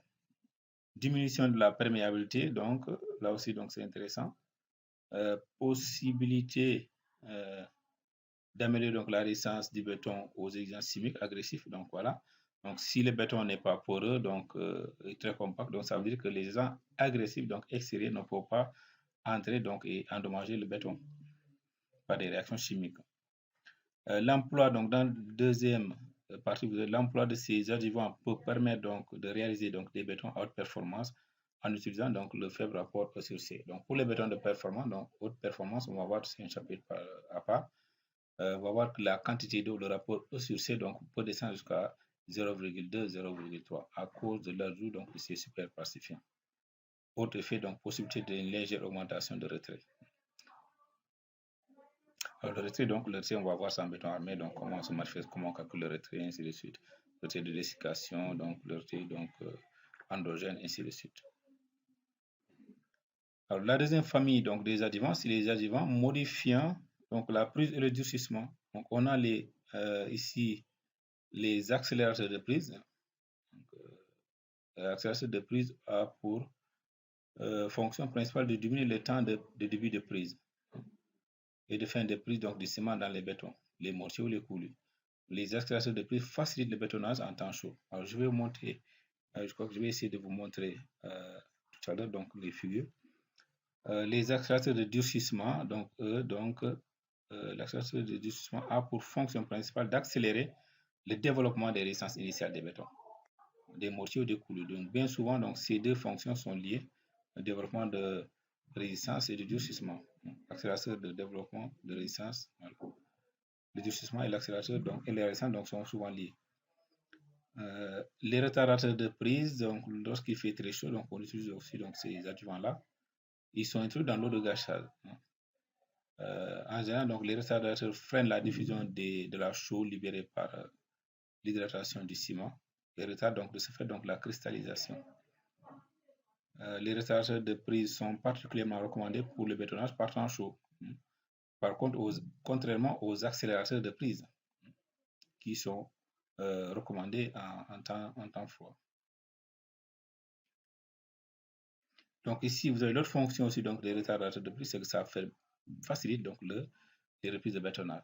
Donc, les reprises de bétonnage, donc c'est lorsque vous avez un élément en béton que vous devez couler en principe une cour de section droite que vous devez couler en une fois, mais vous le coulez en deux fois. Donc ça peut être le cas des cours de plancher. On coule d'abord une première partie, ensuite la deuxième partie est coulée en même temps que la table de compression, donc le plancher. Donc c'est ce qu'on appelle donc la reprise de bétonnage. Alors ce qu'on recommande donc c'est au cours de ces reprises de bétonnage, donc le béton ancien, le premier béton coulé, doit comporter des indentations. Donc, il doit comporter donc de légères irrégularités autour de la surface pour permettre donc, au nouveau béton qui va venir donc, de bien adhérer. Et ça aussi, ça intervient dans le calcul donc, des armatures à l'effort tranchant. Il y a un facteur K qui intervient donc, par rapport à ça lorsqu'on est en reprise de bétonnage et lorsqu'on est en absence de reprise de bétonnage. Vous pouvez regarder aussi donc, ce tableau-là. Donc, c'est un résumé donc, de ce que nous venons de voir. Accélérateur de prise, accélérateur de durcissement, retardateur de prise. Okay? Alors, vous avez ici donc les adjuvants modifiant donc, les propriétés particulières. On a parlé donc d'entraîneur d'air. Donc, les entraîneurs d'air. On a parlé donc de ces entraîneurs d'air donc, tout à l'heure. Donc, on avait dit qu'en réalité, donc, le pourcentage masse ne doit pas dépasser 0,02 à 0,5% masse de ciment. Que l'air donc, dans le béton donc, provient souvent du malaxage, ainsi de suite. Okay? Donc, le béton durci contient naturellement une certaine quantité d'air provenant soit de l'entraînement lors du malaxage, soit de l'évaporation de l'eau, donc de l'eau de gâchage non fixée. Donc, en revanche, l'entraîneur d'air permet d'en entraîner un volume supérieur et le répartir uniformément. Donc, le rôle principal donc, des entraîneurs d'air, c'est de mettre de l'air dans le béton, mais de façon uniformément répartie.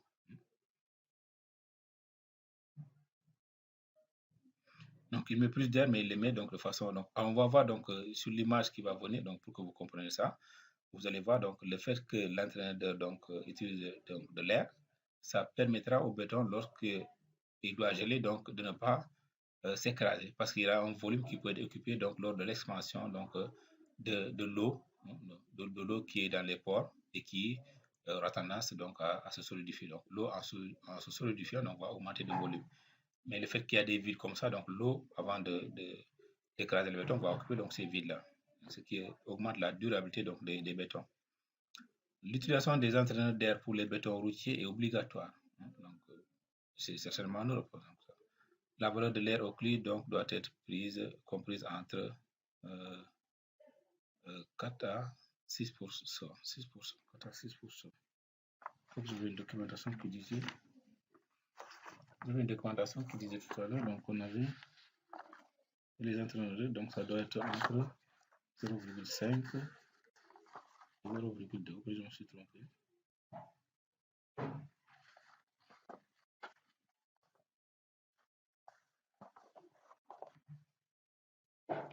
Bon, c'est pas grave, donc on va prendre donc ces valeurs qui sont là. On prend ces valeurs-là. Bon, c'est pas grave. Donc, on va prendre donc la valeur de l'air occlus doit être comprise entre 4 à 6% masse de ciment. Il est recommandé de coupler l'utilisation d'un plastifiant à tout entraîneur d'air. Donc, les adjuvants modifiants, donc, on a parlé donc tout à l'heure donc des principes, les trois classes, catégories donc d'adjuvants. Donc, vous avez donc les adjuvants modifiant l'ouvrabilité donc du béton. Donc, ces plastifiants-là font partie donc de ceux-là. Les hydrophiles de masse, donc aussi les hydrophiles de masse, donc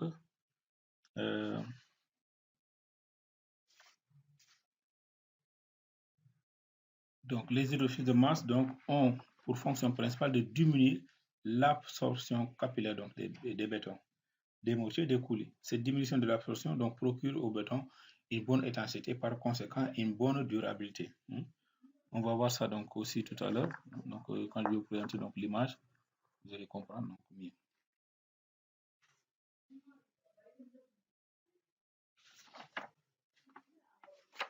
Bon. Alors, il convient de se rappeler donc qu'il ne peut pas rendre le béton, rendre étanche un mauvais béton mal composé présentant des vides importants ou des hétérogénéités. Donc ça, c'est une remarque particulière.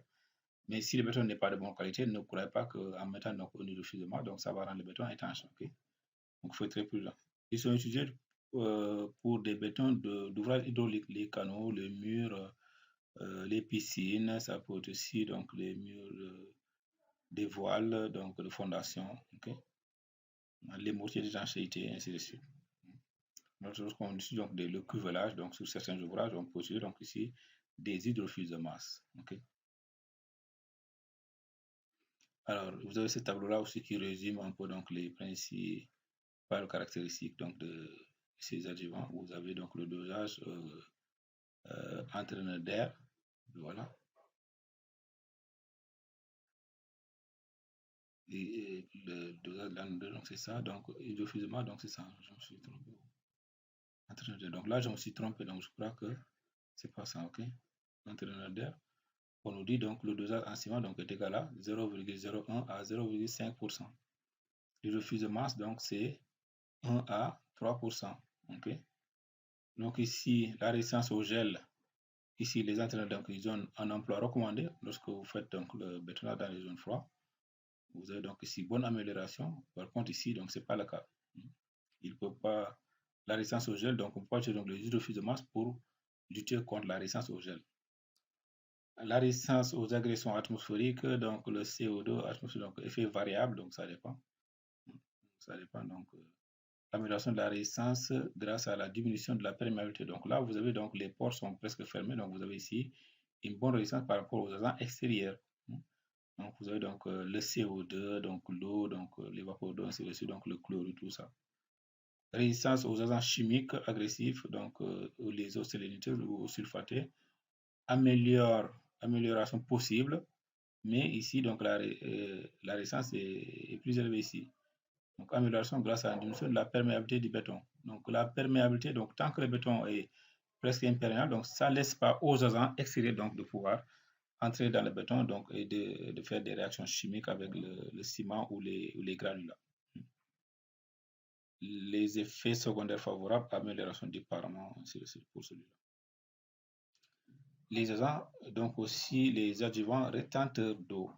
Ok. Alors, pour les adjuvants rétenteurs d'eau, donc le rôle fondamental, donc c'est réguler l'évaporation de l'eau. Donc, ils augmentent donc en présence dans le béton, ils augmentent la rhéologie du béton, diminuent donc la résistance. Probablement, vous allez avoir une diminution de la résistance à 28 jours par rapport au béton témoin. Donc, cette diminution donc, peut être égale à 20%. Vous voyez ici.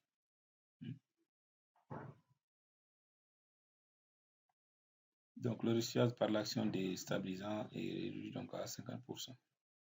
Ici, vous avez ici ce tableau-là aussi qui montre le résumé, effet sur la mise en œuvre du béton, diminution du ressuage, résistance à tout échange, donc reste entre 2. Par rapport au béton témoin, vous avez une légère diminution de la résistance. Donc, on a dit, donc ici, vous avez 20%, donc moins 20%. Effet secondaire favorable, amélioration de la rhéologie du béton frais dans le cas de manque en éléments fins. Donc, en l'absence d'éléments fins, donc lorsqu'il n'y a pas d'éléments fins, on va dire donc le sable n'est pas trop fin. Donc, ça peut augmenter un peu donc, la rhéologie du béton, donc la compacité. Donc, ces produits qui sont, entre autres, donc, des agents colloïdaux donc, et des dérivés donc, de la cellulose sont utilisés pour l'exécution donc, des mélanges retardés ou de mélanges à couler sous l'eau sans délavage. Okay? Donc, on peut le mettre donc, dans le béton donc, sans que le béton soit délavé. Les produits de cure. Alors, les produits de cure, donc là aussi c'est très important. Les produits de cure ont pour effet donc, de protéger le béton frais après sa mise en œuvre. Donc, après sa mise en œuvre, en évitant donc la dessiccation par rapport aux dessiccations par évaporation trop rapide de l'eau. Donc, lorsque vous bétonnez donc, une surface assez grande, on verra donc une surface assez grande, vous verrez que l'eau aura tendance donc à s'évaporer. Donc, dans le cas des dalles, des dallages, ainsi de suite. Mais ce n'est pas le cas, par exemple, dans le cas des poudres. Sauf si vous avez une poudre de grande hauteur, ou bien que vous avez des poteaux, donc des poteaux, des piles de pont, on va dire, donc des piliers, ou bien donc des piles de pont comme ça. Donc, la surface est assez grande. Donc, si vous bétonnez que vous laissez comme ça, vous allez avoir donc l'évaporation de l'eau. Très rapide. Donc, ça va amener donc des fissurations en surface, qu'on appelle donc le faïençage. Ça peut aller donc un peu plus profond. Et voilà, donc ça diminue un peu donc la zone d'enrobage par conséquent. Voilà. Le déchaussement, ça peut amener donc au déchaussement donc, des graines parce que si vous avez des faïençages, ça veut dire que la résistance, donc vous n'avez pas de résistance là-bas, donc vous tapez, vous allez voir que le béton va tomber sur une faible épaisseur. Et les graines donc vont être mises à nu, c'est ce que ça veut dire. Et ils sont particulièrement recommandés pour les bétonnages des routes, donc les pistes, des dallages, les plans, c'est donc les éléments plans, généralement tous les ouvrages pour lesquels le rapport surface épaisseur d'évaporation est très élevé. Si vous prenez comment on appelle une dalle, donc vous voyez donc si vous divisez la surface par son épaisseur, donc c'est très élevé. Donc c'est souvent ça. Alors, vous avez donc ici les propriétés. Donc, on résume ici donc les propriétés des différents adjuvants. Donc, les réducteurs d'eau, plastifiants, superplastifiants, accélérateurs de durcissement, accélérateurs de prise, retardateurs de prise, entraîneurs d'air et hydrophile de masse. Ok. Alors, je prends un exemple. Donc, pour l'ouvrabilité, donc ici, donc les propriétés, si on cherche à avoir une bonne ouvrabilité, on vous dit qu'on peut utiliser donc des plastifiants. On peut utiliser aussi des superplastifiants parce que donc ça permet donc lorsqu'on les utilise, ça permet au béton donc de bien s'affaisser et donc d'occuper donc le volume de coffrage, donc sans beaucoup de problèmes, sans des nids d'abeilles, ainsi de suite. Okay? Ainsi de suite. L'entraîneur d'air aussi, donc l'ouvrabilité, donc les entraîneurs d'air aussi, donc améliorent aussi donc l'ouvrabilité. Les temps de prise, donc on voit aussi les retardateurs de prise augmentent le temps de prise alors que les accélérateurs de prise diminuent le temps de prise. Donc, vous avez ici au moins. Les résistances à court terme, à 3 jours et 28 jours, donc les réducteurs d'eau sont favorables donc, à la résistance à court terme et à long terme, donc valeurs caractéristiques. Donc lorsque vous utilisez, donc vous allez avoir une légère augmentation donc, de la résistance du béton par rapport au béton témoin. C'est la même chose que pour les superplastifiants, ainsi de suite. Donc ici, pour les accélérateurs de prise, vous avez une légère diminution, donc c'est moins au lieu d'égal. Okay? La compacité, donc les ressenteurs d'air, donc il faut comprendre que Lorsqu'on met plus, ça veut dire que c'est favorable. Lorsqu'on met moins, ça veut dire que c'est défavorable. Donc, c'est comme ça qu'il faut lire ce tableau-là. Résumé sur des propriétés des différents adjuvants, placifiants, réducteurs d'eau, le dosage en fonction du slum dosage en eau à slum constant, augmente le slum à dosage en eau constant, retarde la prise pour le béton courant, béton de haute performance, ainsi de suite. Donc ça, vous pouvez le regarder carrément après. Les superplacifiants, donc c'est utilisé pour les bétons de haute performance, béton autoplaçant, donc sans vibration. Les accélérateurs de prise, les accélérateurs de durcissement, fonction accélérer la prise ou le durcissement. Donc, temps froid, ils sont utilisés en temps froid. Les placifiants et les superplacifiants sont souvent plus efficaces par temps froid. Retardateur de prise, retard de la prise, effet placifiant. Temps chaud, on dit donc en temps chaud, ouvrage de grande masse, donc ouvrage de grande hauteur, donc je veux dire les grands radiers, on peut avoir des radiers donc, de 2 mètres de hauteur ou bien de 1,5 mètre de hauteur. Donc là, on utilise donc des retardateurs de prise. Okay. Les entraîneurs d'air aussi, béton résistant au gel, donc dans le cadre de l'utilisation des bétons qui doit résister au gel. C'est pourquoi je disais tout à l'heure que on utilise donc ça dans les pays froids. Les hydrofuses de masse aussi, donc améliorent l'étanchéité donc des bétons. Ok, donc effet secondaire possible, risque de diminution des résistances, risque d'augmentation de retrait aussi. Oui. Non recommandé.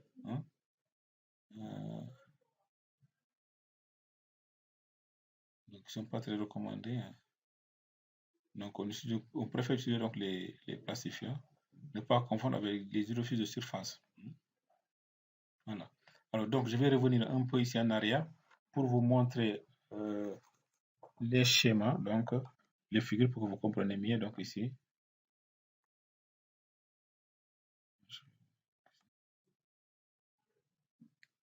Voilà. Donc, je fais. Donc, vous avez donc ici la cure. Donc, je reviens un peu sur la cure. C'est une opération de protection du béton consistant à le maintenir dans un état d'humidité nécessaire à son durcissement pour éviter sa dessiccation. Elle doit être mise en œuvre dès les premières heures. On va voir donc la durée de cure. Je vous avais parlé, donc je crois, dans le premier capsule là. Donc, vous allez voir donc en réalité donc la durée de cure dépend du développement de la résistance. Okay? Ici, on nous dit que le béton, donc, elle doit être mise en œuvre dès les premières heures et maintenue jusqu'à plusieurs jours donc après le courage. Donc, ça peut durer 2 jours, 3 jours, 4 jours. Ça dépend du développement de la résistance. Donc, c'est ce développement de la résistance, donc c'est le rapport R qui est égal à FCM2 sur FCM28. Okay? Donc, il permet donc de minimiser les retraits plastiques, d'assurer une résistance en surface convenable, d'assurer une durabilité de la zone superficielle convenable, de protéger contre les conditions météorologiques dommageables, donc pour de le protéger contre le gel, de protéger contre les variations préjudiciables aussi. Voilà, donc pour des bétons exposés par exemple aux classes d'exposition X0 et X1, donc on vous dit la durée minimale de cure est de 12 heures. C'est-à-dire que les bétons, vous allez donc, si j'utilise donc la cure de façon traditionnelle, donc on arrose le béton pendant 12 heures sans arrêt. Okay? Le béton doit être maintenu humide pendant 12 heures, à condition que la prise ici, la prise n'excède pas donc 5 heures. Donc la prise, donc c'est pourquoi on utilise donc les accélérateurs de prise ou les accélérateurs, les retardateurs de prise, et que la température à la surface du béton soit égale ou supérieure donc à 5.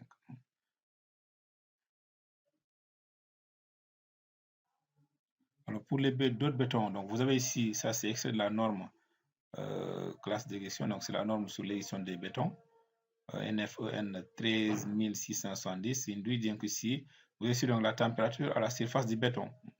Lorsque la température, par exemple, est égale à 20 et supérieure à 25 degrés, et que le développement de la résistance est rapide, c'est-à-dire que FCM2 sur FCM28 est supérieur à 0,5, on dit qu'on peut limiter donc la période de cure, donc la durée de cure à 1 jour. Dans le cas contraire, donc si cette résistance, vous avez une résistance qui est un développement de résistance qui est lent, donc on a ici R est égal à 0,15, on vous dit donc il faut faire la cure pendant 2 jours. Et quand c'est inférieur, donc quand c'est très lent, le développement de la résistance est très lent, on va prendre donc 3 jours donc, pour faire la cure. Donc, vous voyez donc la durée de cure ici elle peut durer donc pendant des jours. Si je prends la dernière ligne, on a pour une température comprise entre 5 et 10, donc quand il fait très froid, alors on peut faire la cure pendant 15 jours, donc lorsque le développement de la résistance est très lent. Okay. Vous avez donc toujours, c'est la même chose, mais vous avez ici la classification de cure. Classe de cure 2, classe de cure 3 et classe de cure 3, de 4 aussi. Okay. Toujours c'est la même chose, donc voilà. Donc je crois que c'est bon ici. Je vais revenir un peu sur le diapositive ici. Voilà. Donc ici, voilà. Donc ici, voilà. Donc ici aussi on a les accélérateurs de prise. Mais regardez comment ça se passe, donc les accélérateurs de prise. Je prends ça c'est le béton témoin. Si vous regardez le béton témoin, donc vous voyez que donc, quand on utilise les accélérateurs de prise, donc c'est ça, on utilise donc le béton avec un accélérateur de prise. Vous voyez donc la prise, au lieu de faire à 2 heures, donc la prise se fait donc à 1 heure et demie. Donc le béton commence à faire prise à 1 heure et demie. Et vous avez donc ici la résistance se trouve légèrement augmentée. Donc lorsqu'on utilise des accélérateurs de prise, ça réduit non seulement le temps de prise, la durée de prise, mais ça augmente aussi la résistance. Et vous voyez donc ici à 3 heures, donc ici on a la fin de prise. Vous avez début de prise, donc la prise commence à 1 heure et demie après le bétonnage et ça termine donc juste 3 heures 30 minutes après. Alors que dans le cas normal, donc c'est 2 heures à 4 heures. Et vous allez bénéficier donc ici d'une augmentation de résistance en fonction du temps. Donc ça aussi c'est très intéressant. Les accélérateurs de durcissement. Alors là aussi vous voyez donc ici, c'est des accélérateurs donc qui augmentent, c'est des bétons. Quand on met donc des accélérateurs de durcissement, ça va augmenter la résistance du béton par rapport au béton témoin. Alors, si on prend un béton témoin donc, qui est là en noir, ensuite à 30 jours, à 30 heures plus tôt, on va connaître donc la résistance du béton. Donc vous voyez que lorsqu'on utilise donc les accélérateurs de durcissement, la résistance est plus élevée que sans accélérateur donc de durcissement par rapport au béton témoin. Ici on est à 40 contre 30, 31 ou 32 comme ça. Okay. Donc ça c'est ce qui montre un peu le rôle donc des accélérateurs de durcissement. Ça permet aussi donc de faire les décoffrages rapides lorsque aussi voilà, donc dans le cas donc des étés, donc si on veut enlever les étés donc le plus tôt vite, il vaut mieux utiliser donc les accélérateurs de durcissement. Donc là aussi on a les accélérateurs de prise et de durcissement. Okay. Alors, donc on a le béton témoin. Un béton témoin, donc vous avez un béton témoin ici. Vous avez donc l'accélérateur de prise. On avait dit donc ça permet d'augmenter la résistance et de diminuer la durée de prise et de fin de prise. Par rapport aux accélérateurs de durcissement, c'est que la résistance se trouve un peu plus élevée. On a les mêmes durées que l'accélérateur de prise, de début de prise et de fin de prise, mais vous avez donc les résistances en bleu donc sont plus élevées que dans le cas des accélérateurs de prise, donc la courbe rouge, et par rapport au béton témoin aussi. Donc, si on désire augmenter la résistance du béton, on peut utiliser en même temps donc, les accélérateurs de durcissement. Ils ont pour fonction en même temps donc d'accélérer la prise et d'augmenter la résistance du béton par rapport aux accélérateurs de prise et au béton témoin. Alors, les retardateurs de prise, généralement, donc c'est quand il fait très chaud. Donc, vous voyez ici, on a un béton témoin.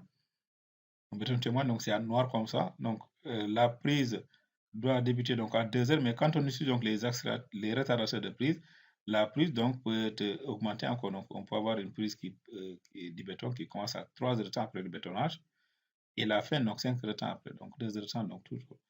Et vous voyez donc ici, les résistances se trouvent par conséquent donc diminuées. Si vous prenez donc ici à 5 heures, en prenant à 6 heures, donc lorsqu'on prend à 6 heures, on projette sur les deux courbes, on va voir que la résistance correspondant à la courbe bleue est inférieure donc à la résistance correspondant à la courbe noire, donc qui est le béton témoin. Donc l'utilisation des retardateurs de prise diminue la résistance des bétons. Ça, il faut le comprendre. Voilà, donc ça c'est bon. Donc c'était le séminaire que j'ai amené donc aussi à Dakar. C'est le document comment on appelle, de SICA. Donc, c'est plutôt le SINAD, donc j'ai téléchargé aussi. C'est très important pour comprendre. Ok.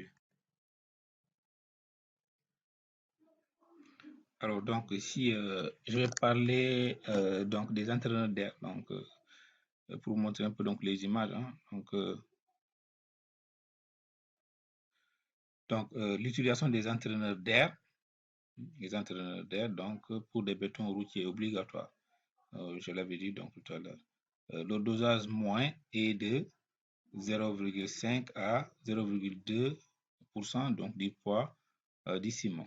Et la valeur de l'air cru dans le béton durci doit être comprise entre 4 et 6%. Ça, je crois que c'est un pourcentage volumétrique. Donc, il est recommandé de coupler l'utilisation d'un plastifiant à tout emploi d'entraîneur d'air. Donc, ici, si vous regardez le schéma ici, on a un béton donc sans entraîneur d'air. Vous avez l'eau gélante, donc voit son volume augmenter de 9%, créant donc des eaux dans le béton. Donc, lorsque la température donc, à la surface du béton est très faible, donc de 5 et va vers moins 10, ainsi de suite, donc vous voyez que l'eau va essayer donc de geler. Donc, en gelant, il augmente de volume. Donc, en augmentant de volume, donc, il y aura donc la rafraîchissement pour le béton qui ne va pas rester donc, à cette poussée-là en surface. Donc, c'est pour ça qu'on met donc des entraîneurs d'air. Les entraîneurs d'air, on a vu donc que c'était donc, ils ont pour eux donc de répartir donc le volume d'air uniformément donc dans la masse du béton. Donc, vous voyez ici donc l'eau qui est là. Donc, lorsque l'eau va gêner, donc pour augmenter de volume sans affecter le béton, parce qu'il y a de l'air qui est disponible donc dans cette zone-là qui pour éviter donc la fissuration. Donc, le rôle des entraîneurs, donc c'est principalement ça. Donc, le bulle d'air jouant le rôle donc de vase d'expansion. Voilà. Les hydrofuges de masse aussi, donc on en a parlé. Donc, sans hydrofuge de masse, donc vous avez la remontée de l'eau, bon, par capillarité. Ça, vous pouvez le rencontrer souvent dans les bâtiments. Donc, ici à Dakar, on va dire côté de Yoff. Donc, souvent, vous avez donc des remontées par capillarité. Les rez-de-chaussée, donc, souvent humides en permanence. Donc, ça, c'est remontée capillaire. Donc, pour éviter ça, donc, il faut utiliser des bétons dont on a utilisé donc, les adjuvants hydrofuges de masse. Donc, les adjuvants avec hydrofuges de masse, les hydrofuges de masse, donc, s'opposent à cette montée d'eau, donc, en fermant donc, les pores. Donc, il n'y aura plus donc, de remontée capillaire donc, de l'eau donc, dans les constructions. Donc, c'est principalement donc, le rôle donc, des adjuvants. Donc, c'est ça que je voulais ajouter donc, pour terminer cette partie-là. Et merci de votre attention.